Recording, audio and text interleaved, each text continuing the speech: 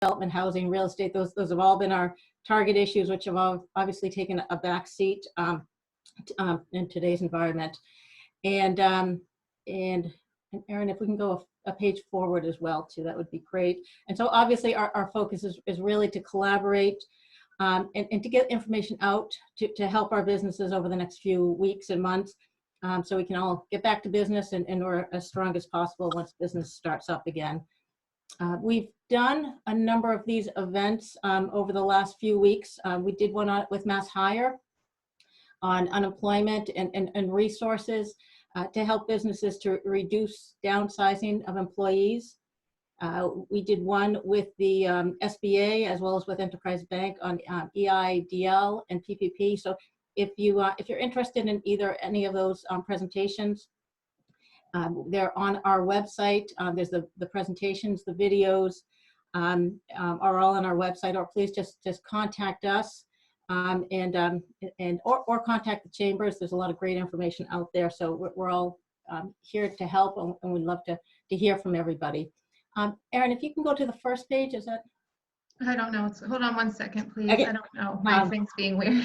So one thing we've said at the beginning as well too is that we have a lot of these events during the chambers and the coalition have a number of these events, and oftentimes one thing I love about them is it's never the same group of people. You never know who you're going to be meeting with, and oftentimes it's that one person that you meet that makes the whole event worthwhile. So obviously things have changed, but what we'd love to do is to create some type of virtual networking. So we're encouraging everybody, if you haven't already, to put your contact information in the chat, your name, your company, your LinkedIn, your email, and just even if you want to put one or two things about the company, your elevator speech, whatever, just to get some type of networking to continue to make connections.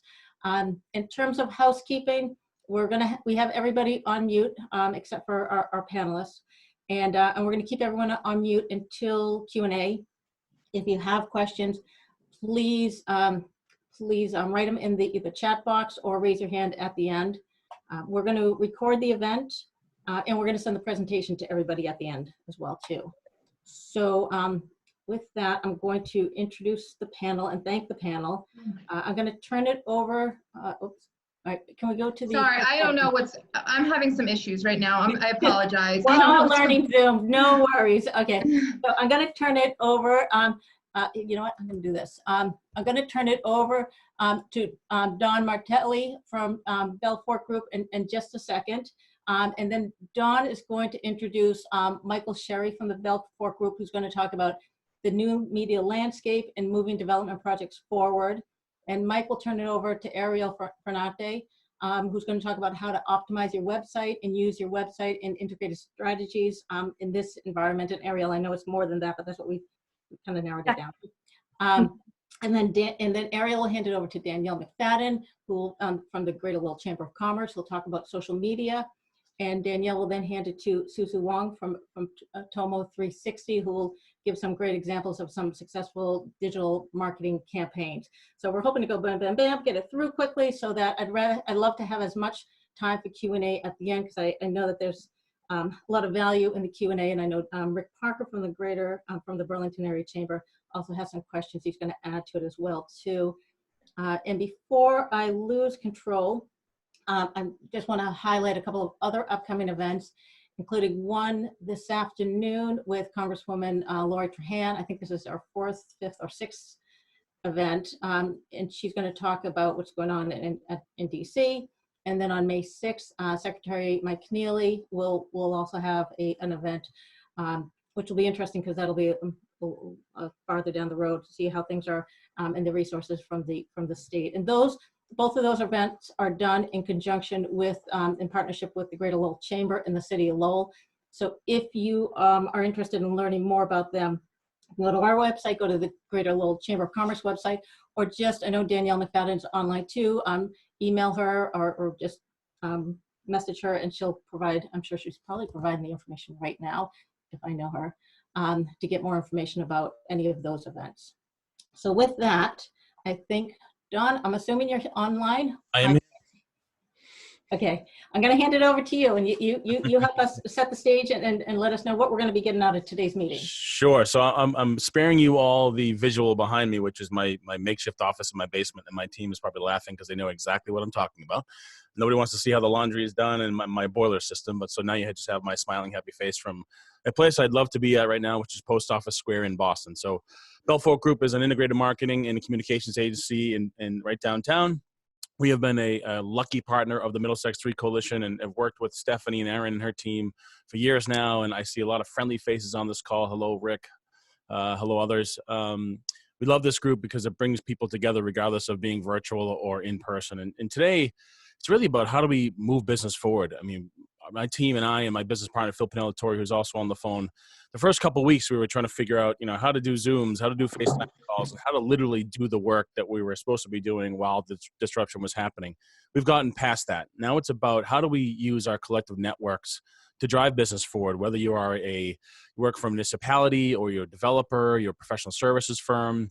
How can we use the Middlesex 3 mind hive, if you will, to move business forward? And my team, Mike Sherry and Ariel Ferrante, will speak about their particular areas for our agency, but their expertise and their ideas of how we can use, again, our expertise to move things forward. And despite the disruption that's happening in business and around the world, I think there is an opportunity for us to help each other out. And it might be just evaluating how you're allocating your marketing spend now that may be different in 6 months. Or it could be, how do you pitch stories to the media that is so focused on COVID-19, or what you should be doing for your website based on what's happening now to make sure it's optimized the right way. So the Belfort Group, we've learned a lot of things in the past month and a half about what we should be doing for our clients, and we want to share that expertise with you today.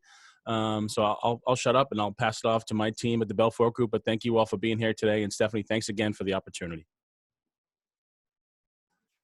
Thank you. And we'll hand it over to Mike.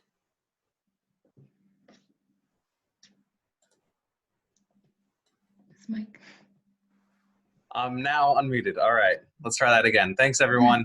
Mike Sherry, nice to meet you all with the Belfort Group. I handle media relations, public affairs, all kinds of development projects at the firm, and just wanted to talk to you today about a couple trends I'm noticing, not only with our own clients, but around the industry as a result of the COVID-19 scandal. So if we can just jump over to the first slide for my section, if we could.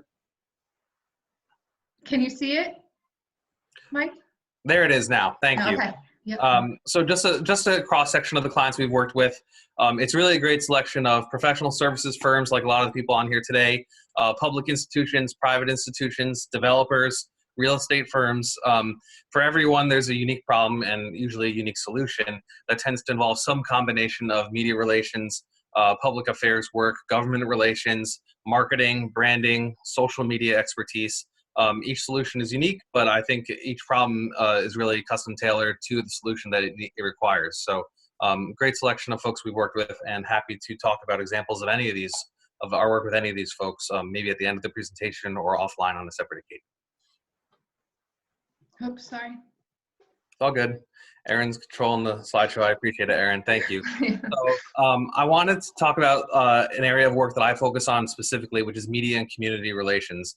Not only for professional services firms, but for developers seeking projects, for municipalities that are trying to attract and retain businesses to their area, and for everyone in between. So the first component of that is, of course, media relations and understanding how the coronavirus crisis has really changed the media landscape, at least for the short term. It's obviously the biggest driver of news right now, and that means that newsrooms have dedicated huge resources, which they don't have a lot of, to cover it. So understanding that coronavirus coverage is dividing the newsroom of whatever outlet you're trying to get media coverage for your business for is really important. You need to decide, when you want to pitch a story now to the media, are you trying to capture those reporters and editors who are covering coronavirus, or are you trying to get the half who still aren't?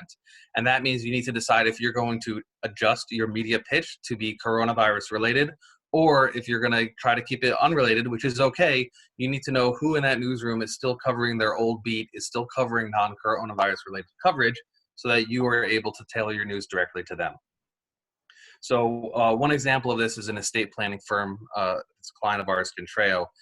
They've created a an essential employee discount, which was a relatively small financial offering to anybody. Well, it's a large discount of the price, but of course, as a percentage of their total sales, it's still pretty small. To anybody who is deemed an essential employee, medical professionals, first responders, grocery workers, etc. We helped them put out a press release announcing that to a great effect.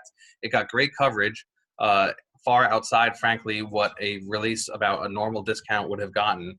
And it was relevant to what the media was writing about, which is how businesses are responding to the coronavirus crisis, what they're doing to make essential employees feel like they aren't alone in this crisis. And of course, it provided a new chance for Contreo to get in the news. So that's an example of tailoring your coverage to the coronavirus crisis. But if you wanted to still pitch your old news that is unrelated to coronavirus, if you can't find a connection to it, that's okay.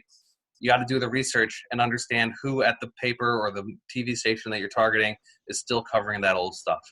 The Boston Globe, for example, has peeled off a lot of its cannabis and medical marijuana reporters to cover coronavirus. So if you're in that space, you may want to try a different angle for the short term. Eventually, the media is going to get back to probably more of a balance. It's skewed so heavily in favor of coronavirus right now. So if you really just can make a connection to the COVID-19 crisis, don't feel as though you're stuck, because things will get back to a greater sense of equilibrium, but it will take a little bit of time. Can we go to the next slide? Next thing I wanted to talk about was community relations.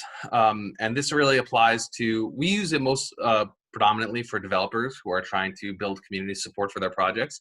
But I noticed some folks on the attendee list today, architects, construction firms, environmental engineering firms.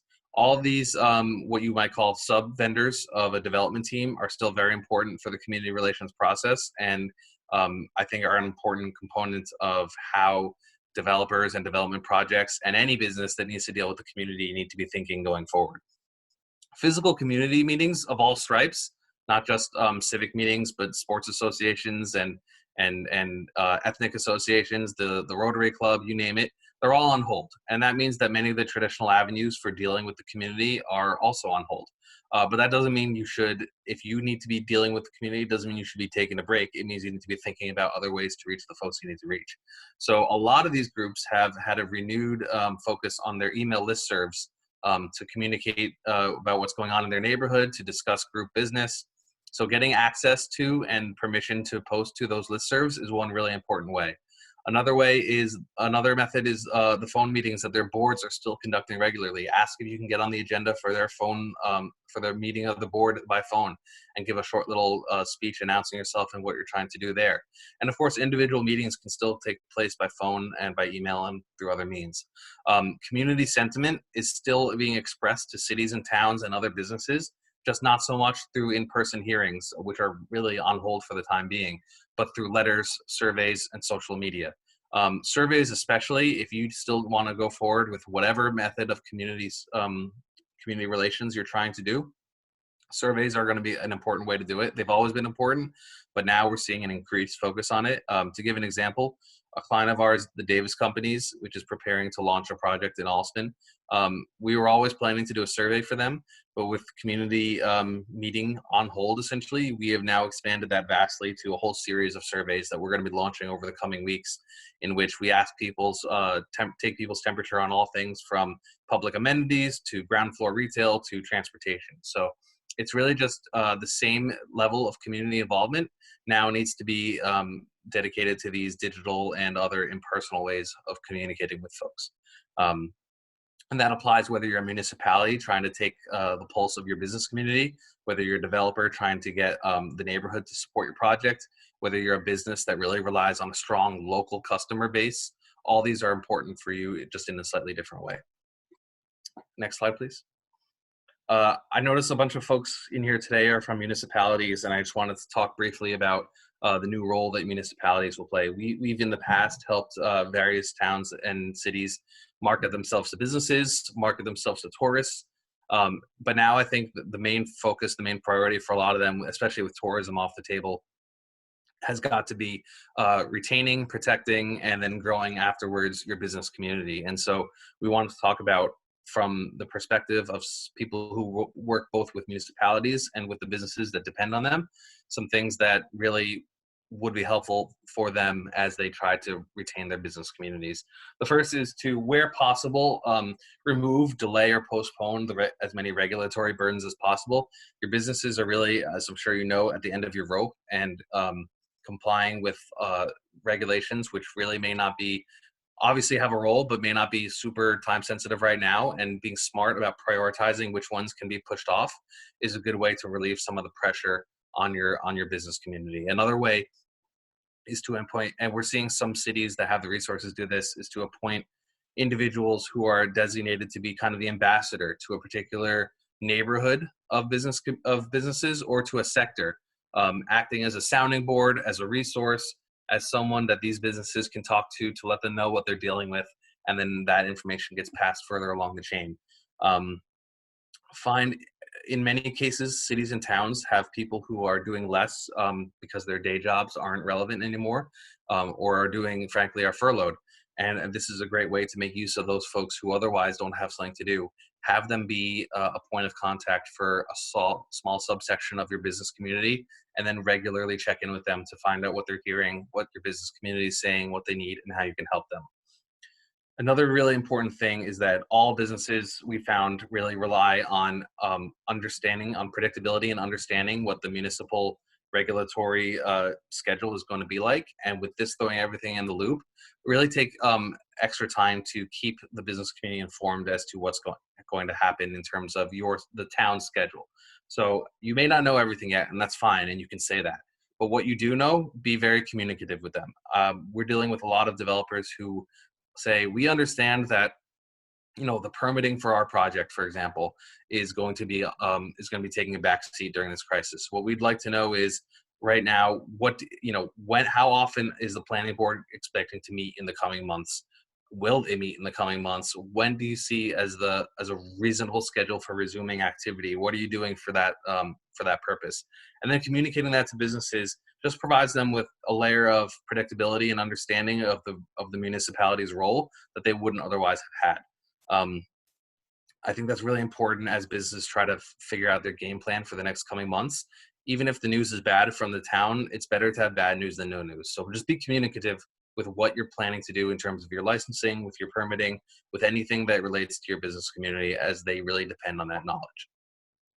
And then lastly, where you do have good relationships with folks in your business community who are benefiting maybe from your help and guidance during this period, keep cultivating those relationships.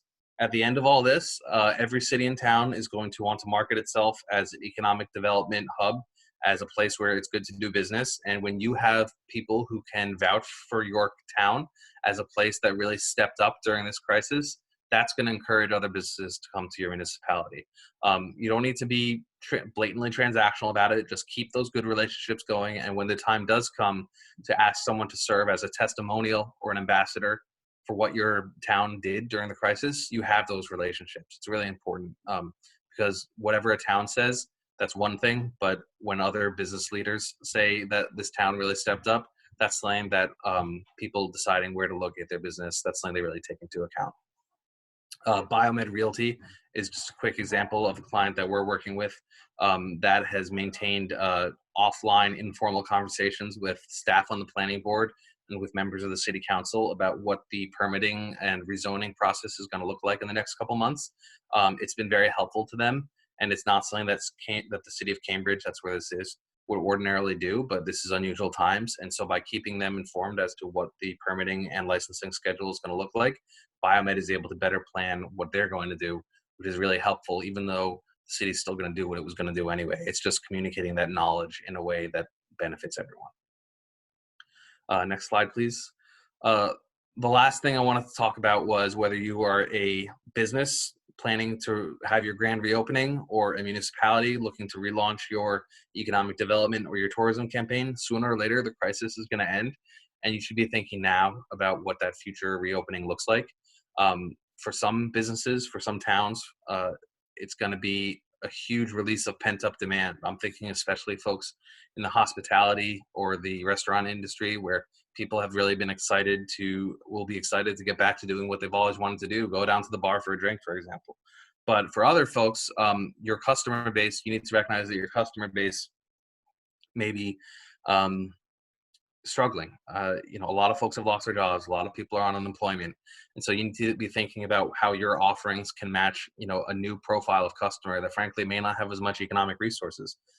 Maybe that means tailoring your offerings to be at a lower price point, a lower frequency of delivery of service, or smaller product, but extending your options so that price points are not as painful for some of your folks who are suffering is another approach to be taking. Regardless of what you do, now during this slowdown is when you have the time to dedicate to this.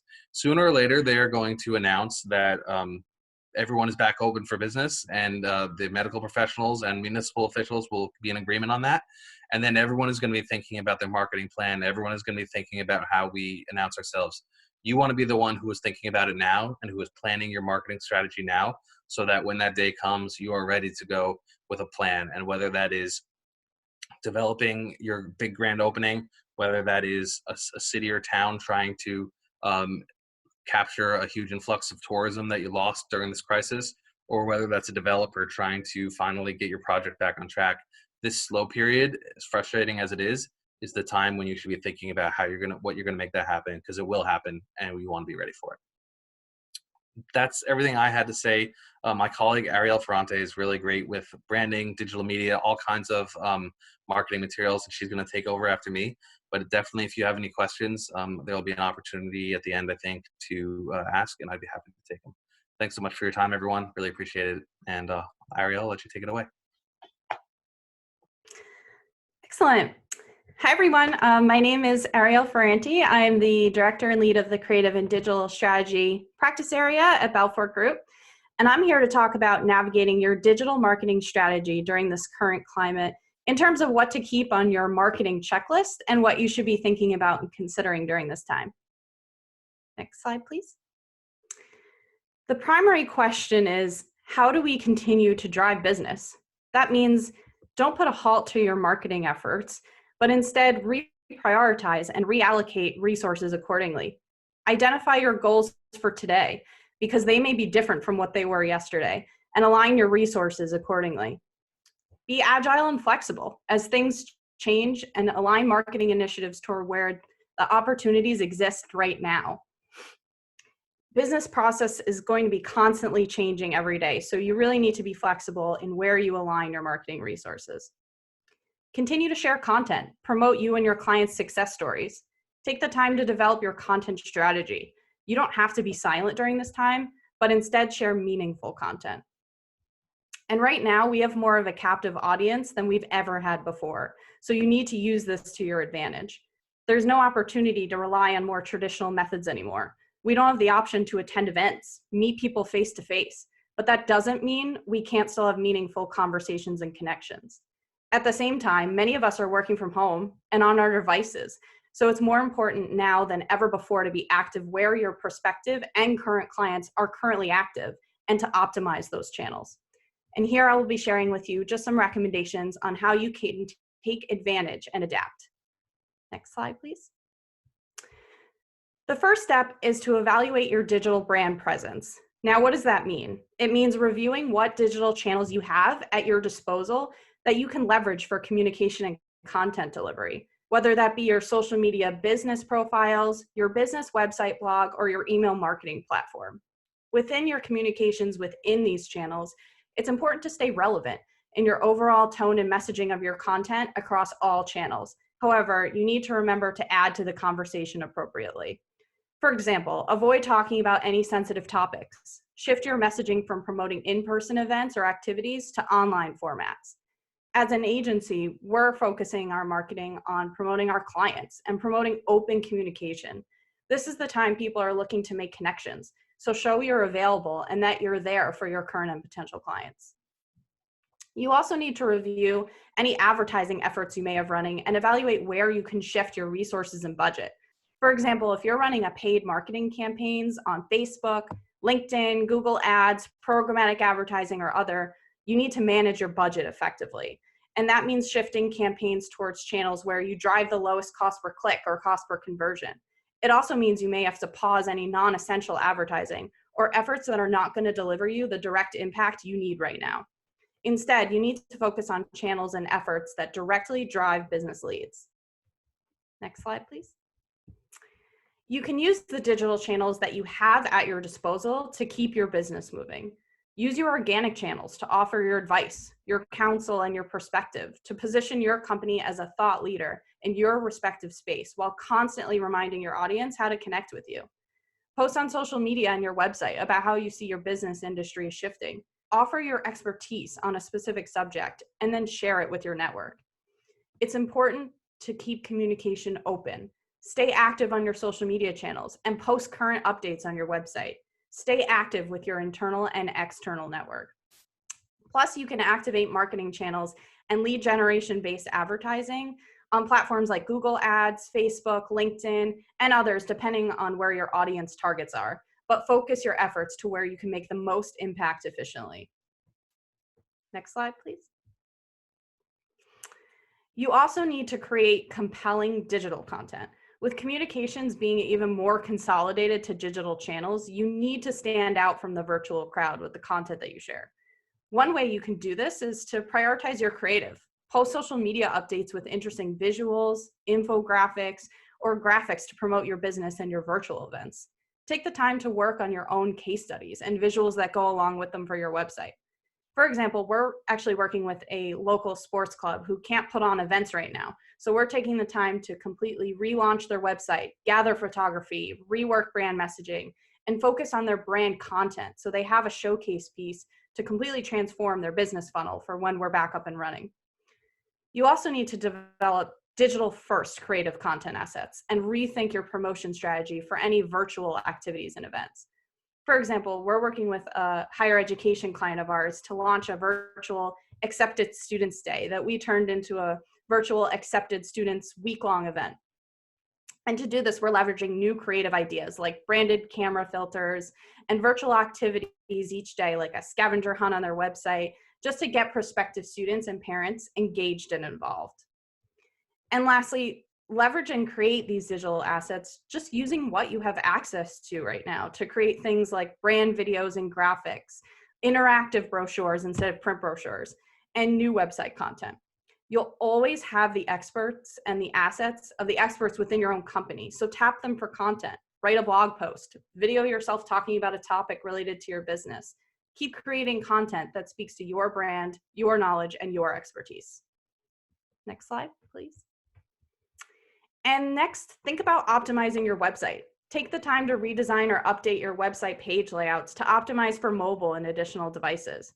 Make sure your website is responsive, that you can easily navigate your content on different devices. Additionally, optimize your website for both SEO and the user experience. Evaluate your page structure and your website content. And one way you can do this, for example, is by researching what topics people are going to be searching about right now related to your business and writing content for your website that helps to answer those questions. And dive into Google Analytics to identify top performing content on your website and evaluate how people are navigating through your content. You can also increase website traffic among new and existing audiences through things like Google Ads campaigns. You can leverage prospecting campaigns, competitor targeting, and retargeting to solidify your search presence. And lastly, evaluate your digital lead funnel. On your website, this means optimizing your contact form and the backend database integrations on your website for contact management. It's important that your website communicates your expertise quickly and allows people to easily contact you. You should also evaluate how your website captures and stores contact information. Lead notifications should be directed to someone at your company who's responsible for personal follow-up, and their information stored in a database or CRM platform that connects to your website automatically. Next slide, please. And finally, within these marketing activations, you need to be sure to build an integrated strategy. Think about your current business pipeline process and what it looks like from when a lead initially interacts with your brand all the way down to conversion. What content do they see? How do you convert them? You need to determine if there are other channels you could be creating or revamping to optimize your digital lead flow and your brand presence. And of course, make sure that both your messaging and the visuals you're putting out there are cohesive and consistent. An integrated marketing strategy will really best position your brand for success now and in the future. And of course, let me know, and I would be happy to connect with you all one-on-one and talk specifically about your marketing challenges after the webinar. And thank you. Great. Thank you both, Ariel and Mike. Appreciate that, all that information, and we'll get into Q&A after as well too. I do want to introduce Danielle McFadden from the Greater Lowell Chamber of Commerce. But before I hand it over to you, Danielle, I just want to let everyone know our chat section. We're going to capture everything in the chat section and put in some type of a format so that we can then send it to everybody afterwards as well too. So just we'll get that information over to you guys so you don't lose it. We don't lose it. So anyway, Danielle, handing it over to you. Thank you. I'm impressed that you're taking on the chat because it like transfers into this weird text format. So you go, girl. You're my hero. Oh, I thought you'd take care of it for us because you're always. So I'm going to be quick because I, like you, would rather answer questions than hear me talk the whole time. But I like to say physical distancing instead of social distancing because social distancing was leaving people feelings of isolation. There's so many things we can still do to be social during this time. So while we have to keep away from folks, it doesn't mean that we can't be social during this time. Like that. Yeah, thank you. Somebody else told me that and I'm like, that makes so much sense. So if you could advance, Erin, please. So I kind of already talked about this, but thanks to FaceTime, Zoom, social media, and we're all kind of thrown into this Zoom world. And most of us hadn't already embraced it. So the beauty of it is that we're all kind of in it together. So no one's expecting perfection, which is great because I've been far from perfect while using this, but I'm so proud of all of us because we dove in. I mean, the second that we were told that we have to be working from home, it seemed like everybody was on Zoom and kind of learned how to do it along the way. So kudos to all of us. And you can get together with friends while wearing your pajamas. You can be halfway dressed for Zoom meetings. Today's the first time I did that. I actually have my sweatpants on because I haven't fully changed yet. So I'm practicing what I preach. So I like to say we can't embrace each other right now, but we can embrace technology and we can all work together that way. So here's just a picture of me and my friends when we first started this whole sheltering in place, getting together. So we're all kind of keeping in touch, but from a distance. And I found that I've strengthened relationships with my friends, my family, but also a lot of our partners. I haven't worked this closely with Middlesex 3 ever. We've all worked together, but now we're talking on a regular basis. And I feel like I'm getting to know people so much better. Plus I get to see inside all of your homes. That's right. So there's kind of that element too. And meet your kids too. Yes, my daughter infamously has Zoom bombed plenty of things. So I like to say Zoom is the new black.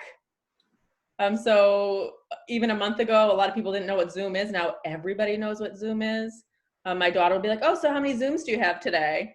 So I've seen individuals, families, but also businesses do things like virtual happy hours, book clubs. A lot of kids are now, and even adults are getting their piano lessons and guitar lessons via Zoom. You can do game nights this way. You can take a yoga class. My brother and his wife actually got together with their friends and they did a Richard Simmons exercise video and they all dressed up in 80s clothes. So there's kind of, everybody's getting so creative and you can do this. This is all transferable to your business as well. Tutoring and reading via Zoom. And I've even heard of people, my counterpart in another chamber got on a Zoom. She goes, I just dyed my own hair. She got the kit from her hairdresser who dropped it off, no contact.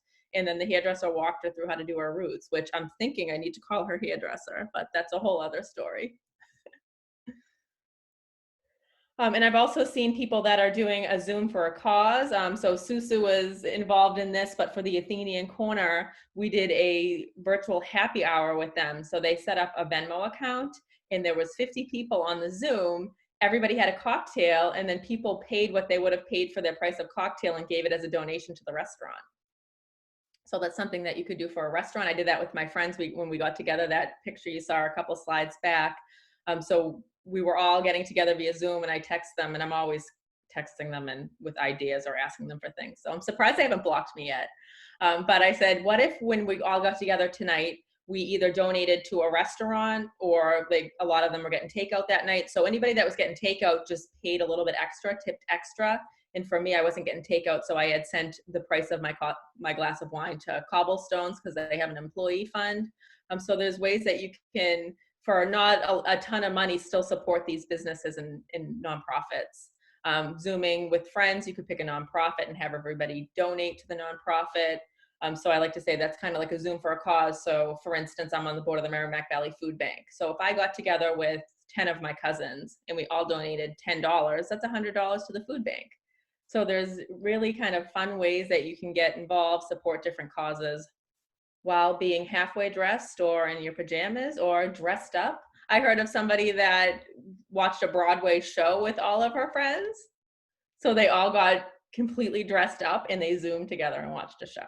So there's so many fun things that you can be doing. So here's just some examples of things that we've done on social media. So we did the other day, I made that graphic, drop it like it's hot. So I'm going to be doing that with a bunch of, so this one was drop your Facebook link below, but I'm going to be doing that sporadically as a way to engage people, but also to get people to go to each other's social media sites.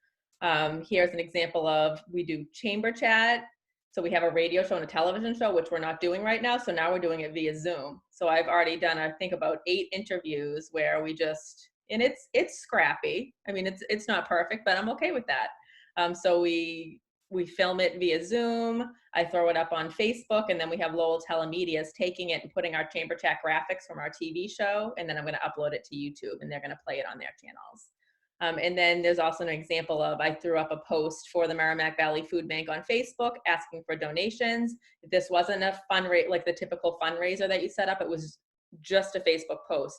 Within an hour, I had $1,000 in donations. People are looking right now to feel like they have control over things and to give back. And so if you offer people opportunities to do that, it's a win-win for everybody. Also, the power of the inbox. Now is a really great opportunity to check in with your friends, clients, family, your network. So you can be sending once a day, pick a person and send them an email and check in on them. Email your list regularly through email blasts. Use direct messaging. I've set up a Zoom via a LinkedIn direct message, and now they're doing a seminar for us next week. So you never know what's going to come of these conversations. And it's so much fun having the opportunity to just hop on Zoom and get to know people better. Text messaging people, checking in on them. And then also the power of the mailbox. So the US Postal Service, I feel so bad that they're all out there working, but on the other hand, we need to make sure that they are going to be a viable institution moving forward. So services like send out cards, where you can actually, on your computer, do a card, and then they actually print it and mail it for you. So there's a power in using the Postal Service right now as well. Uncertainty leads to creativity and innovation. I know for myself, there's so many things that I've wanted to do and you just don't have the time to do them, like using Zoom and doing Zoom networking events. And we were all kind of thrust into it. And so I see that as a positive in many senses, because a lot of the things that I've been doing over the past month or so, I'm going to continue doing.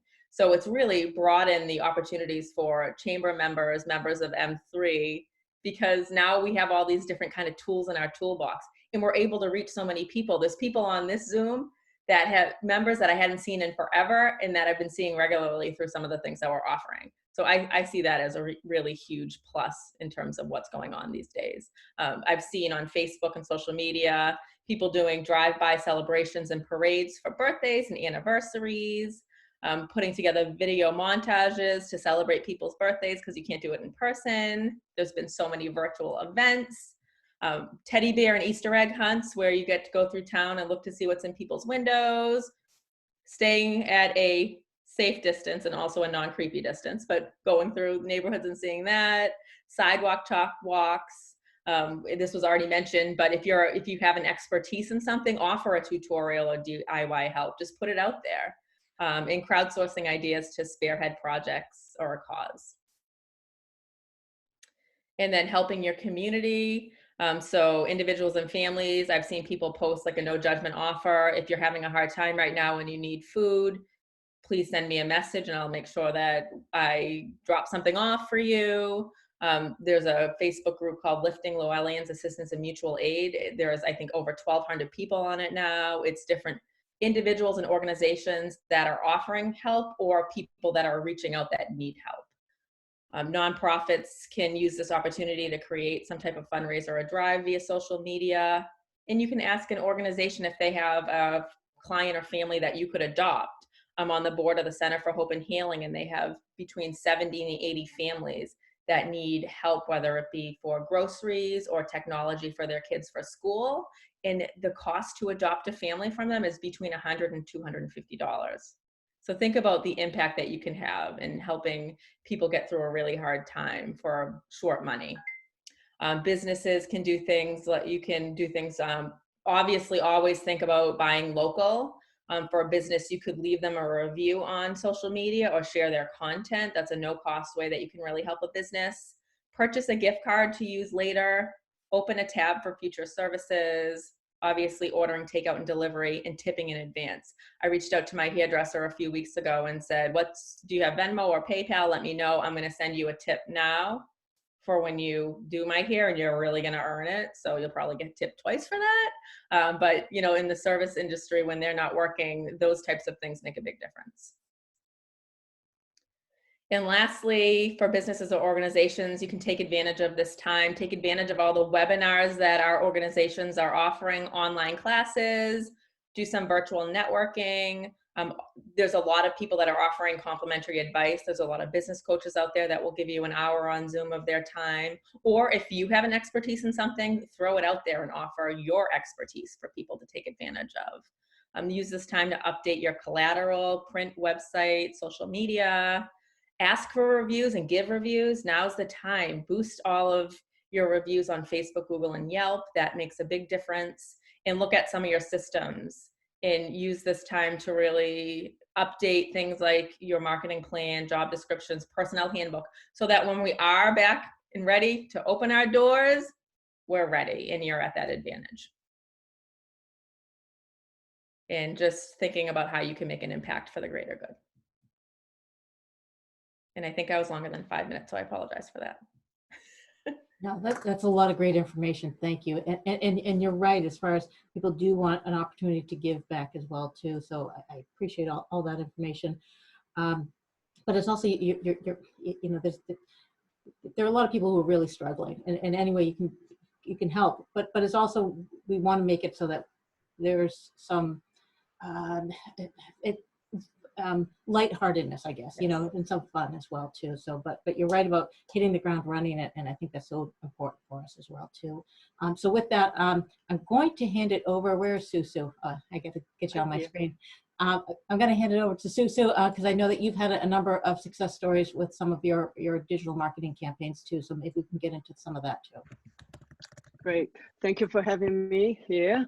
I am the owner of Tomo 360. We're an online marketing strategy. We are based in Lowell. Thank you, Danielle, talking about Zoom. One of the things that I really miss is going to the gym and doing my kickboxing classes. And so I've been going to online Zoom kickboxing classes with like 17, 20 people at a time. So that's really helpful, and we hope that we can get our haircut soon. So I want to give you an example of a social media marketing strategy that we have done recently, just a couple of weeks ago. As you know, that restaurants suffer a lot from the loss of business during COVID-19, and some of the restaurants are not even open. The ones that are open are relying on takeout orders. So we have a client, and Danielle has mentioned that Athenian Corner. They are a Greek restaurant right in downtown Lowell. They have been around since the 70s. And besides Christmas and New Year's, Easter is one of their biggest time for takeouts and dine-in. And the specialty is lamb dinner. And So we had to think of a way to encourage takeout sales for them on a low budget without spending a lot of money. So what we did was the goal was to increase their sales for lamb dinner. And so we put together 2 Facebook campaigns to boost an ad. So we targeted 2 key groups, right?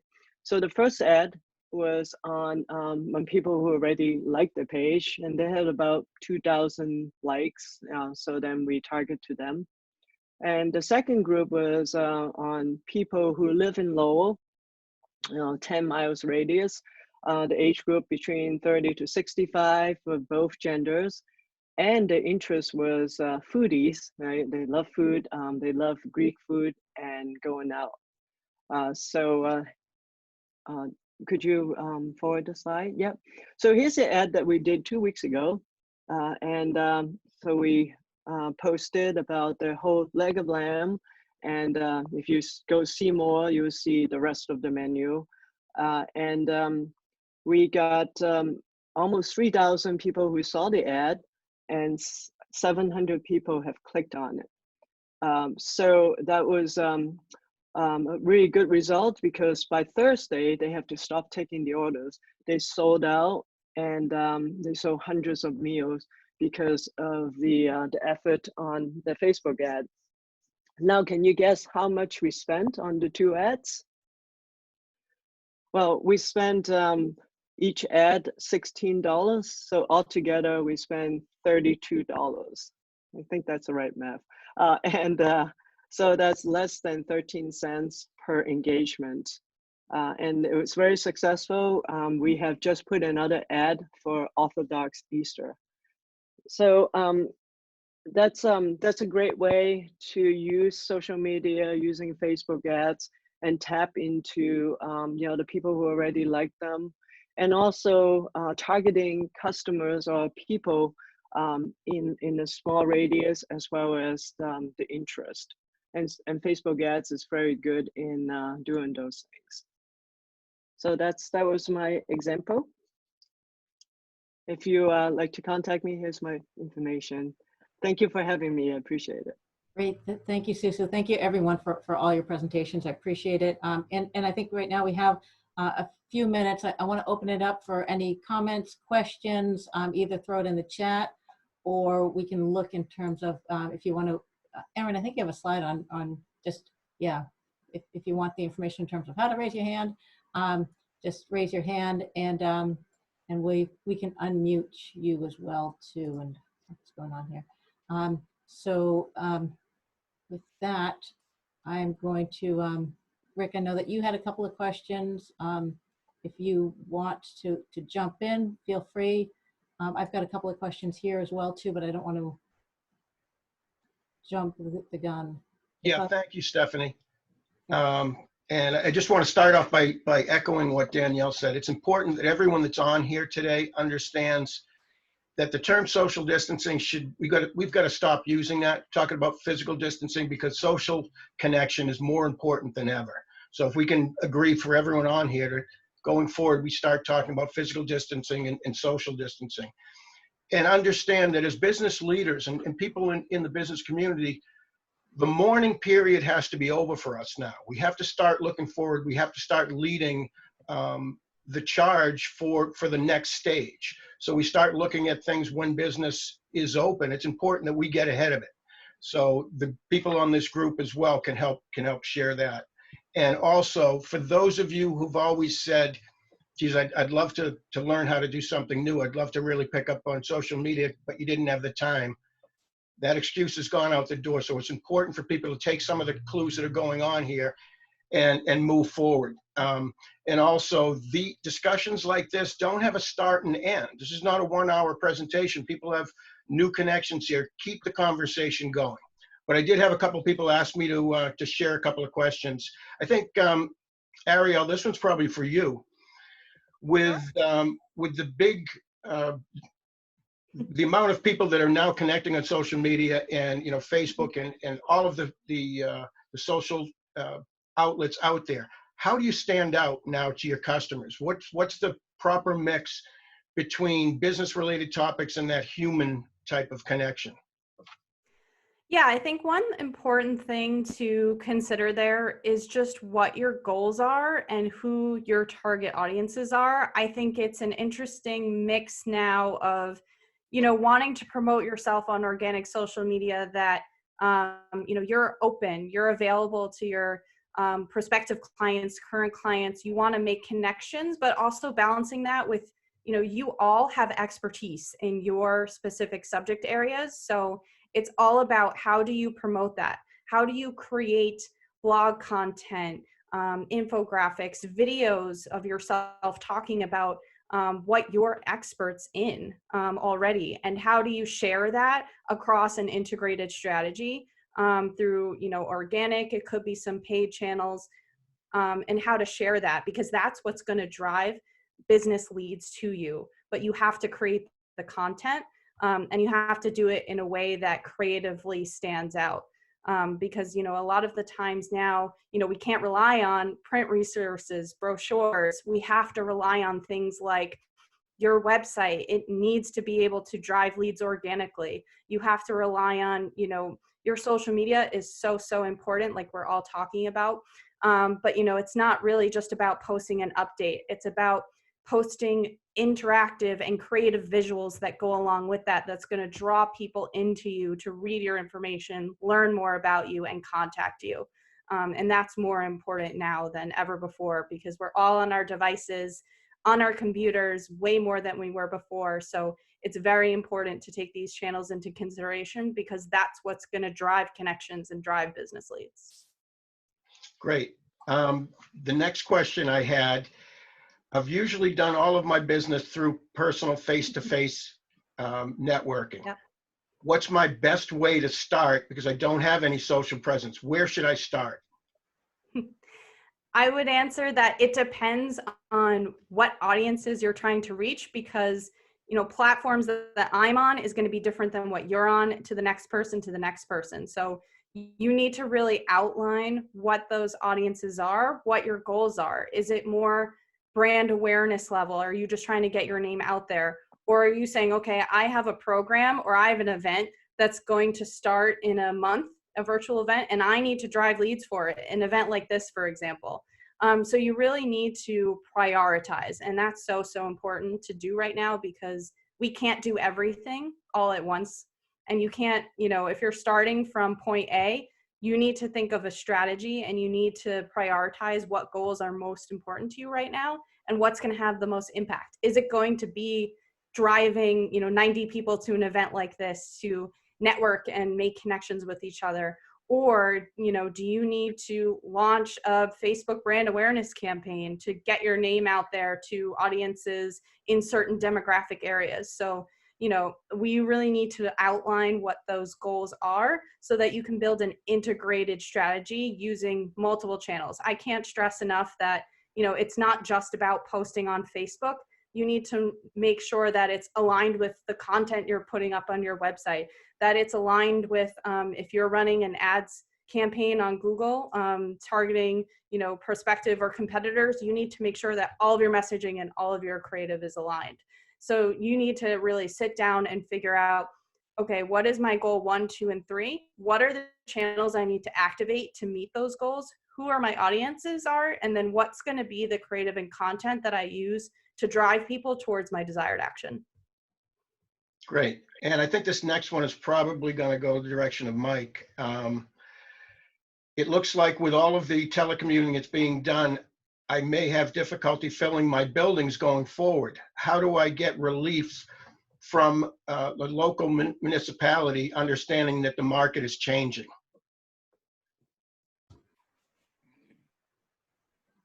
Oh, wait a second. Let me unmute you there, Mike. All right, can you start again? Thanks. Absolutely. So it's a great question, and it's something that a lot of folks are struggling with. I would say that municipalities recognize that times are different now, and so what you should be doing is thinking about who in the city and town that you need to talk to is the person relevant for this. You said it was a telecommuting issue? Yeah, they're concerned that with all the telecommuting going on, that there may not be a need for physical presence as much as there was in the past. So they're interested in how the municipalities are going to be able to handle potentially a shortfall in commercial tax base. So I think the good news is that this is good news, something that everyone is going to be dealing with. And so your city and town is not going to be unique in that regard. And so talking to the folks who are the economic development professionals within your municipality, explaining the situation, and having one-on-one meetings to assess what they can do to help is probably going to be your best bet. I think you'd be surprised at how much cities and towns are foregoing the formal kind of slow process of red tape and going through the front door, so to speak, in favor of just private interpersonal conversations and custom tailored solutions to businesses.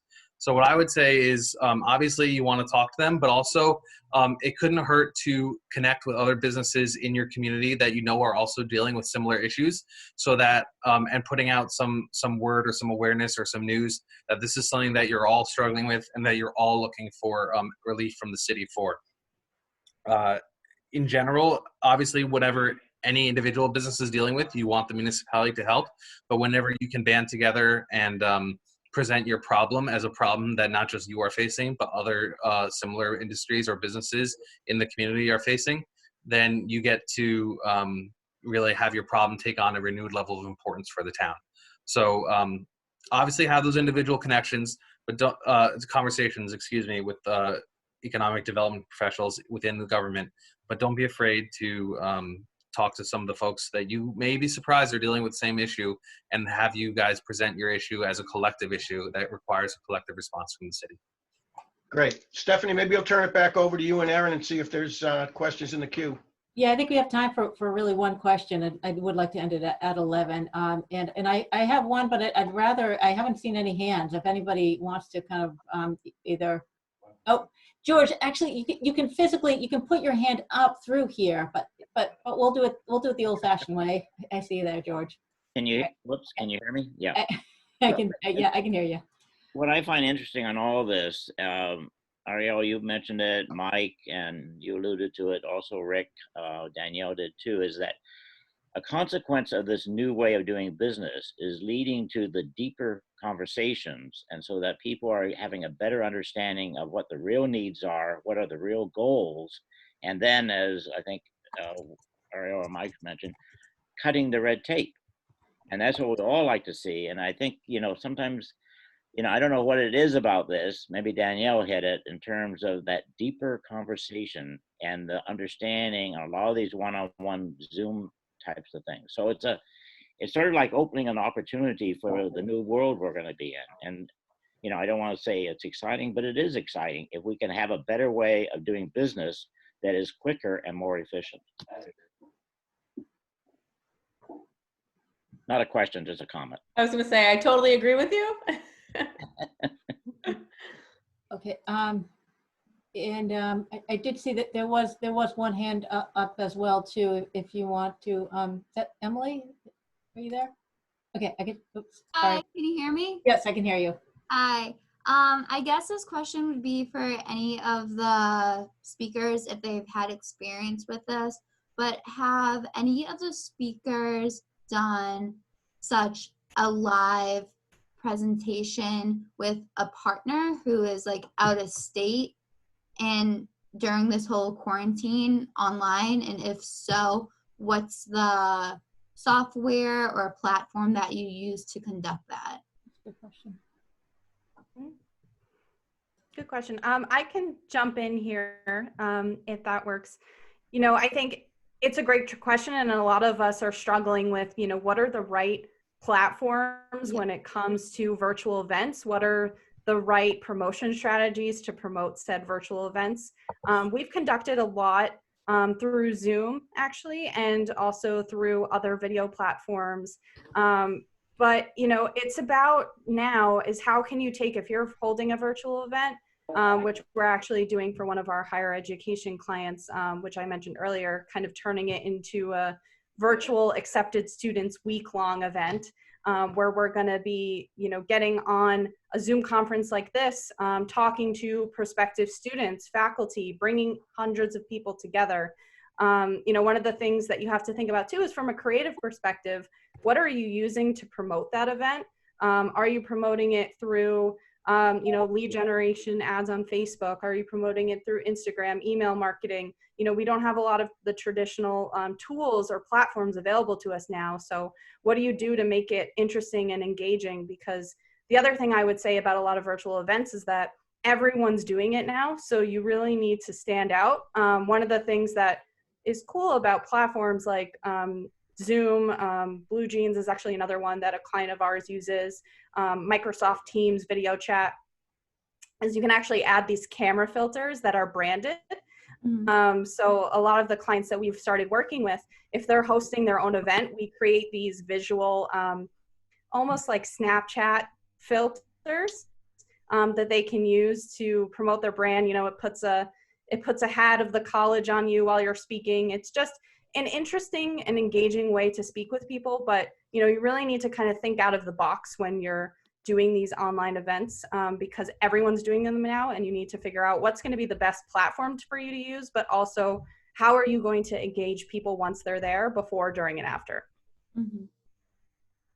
Thank you. And if I could add one more thing, Facebook Live is a good way to get people to come to your Facebook page, and you can advertise ahead of time. And we've done that before for our clients, and it works out really well. You mentioned doing it with somebody from out of state, but we're in a unique situation where you're utilizing the same software and in recommendations, even if somebody's next door, because you can't be next to them. Yeah. So if you kind of it may seem overwhelming doing something with somebody out of state, but if you kind of flip the switch on that and say, it's the same if I was doing something like we're doing it with Middlesex 3 right now, we're not too far away, but we're utilizing Zoom. Yeah. It could be states away though. Yeah. So with that, I do want to thank everybody for attending. Thank you to our panel for your time and your expertise, and we will send all the slides, the recording, everything to everyone who is registered, and we will capture the chat in somehow or another so that you have contact information, and so hopefully you can grow your network while we're working remotely. And if you haven't put your contact information in here, please do, if you'd like to be contacted. And if you have other ideas of things that you want to bring a community together to talk about XYZ, let us know. We'd love to. I mean, we've been working very closely, as Danielle said, with the Greater Lowell Chamber, with the Burlington Area Chamber. We really just want to all get through this as strong as we can, so that we can hit the ground running once we're open for business. So. With that, I thank you, and unless anyone wants to add anything, I guess we need to get on with our day. Thank you for your time, everyone. Great job. Yes, Thank you. you, guys. Thank you. Appreciate it. You guys have a good day, good week. Take care. Thank you. Everybody. Thanks, guys.